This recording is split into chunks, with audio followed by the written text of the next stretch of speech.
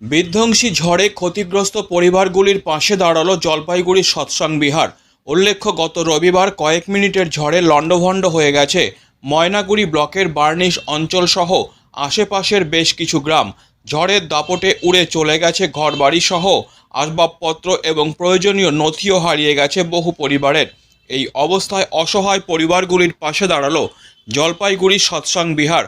চাল, ডাল, সর্ষের তেল, সোয়াবিন সহ অন্যান্য খাদ্য সামগ্রী তুলে দেন ঝড়ে ক্ষতিগ্রস্ত পরিবারগুলোকে।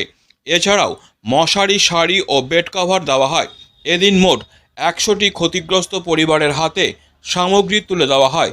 জলপাইগুড়ি সৎসং বিহারের দায়িত্বে থাকা নিধিরাম রায় জানান, ময়নাগুড়ি ব্লকের ক্ষতিগ্রস্ত এলাকায় প্রতিদিন রাতের খাবারের ব্যবস্থা থাকছে আমাদের। আগামী দিনগুলোতেও রাতের খাবার অব্যাহত থাকবে। আমরা সৎসঙ্গের প্রতিষ্ঠাতা শ্রী ঠাকুর অনুকূলচন্দ্রের আদর্শে বিশ্বাস করি। তিনি বলেন, অন্যে বাঁচায় নিজে থাকে, ধর্ম বলে জানিস তাকে। পাড়াপড়শি তো নিপাত জায়গায় তুই বসে ভাবি বুঝি, যা ছুটে যা তাদের বাঁচা, তারাই যে তোর বাঁচার পুঁজি। তিনি সারা জীবন ব্যক্তি, দম্পতি, গৃহ সমাজ নিয়ে কাজ করেছেন, মানুষের কথা বলেছেন।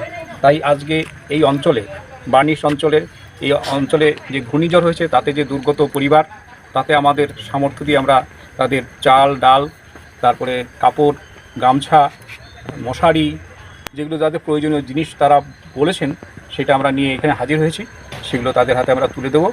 এই আমাদের সাধ্য অনুযায়ী তাদের সাথে আমরা তুলে দেওয়ার জন্য এখানে এসেছি। আমাদের Disclaimer. This channel may not promote any violent, harmful or legal activities. All content provided by this channel is meant for an educational purpose only.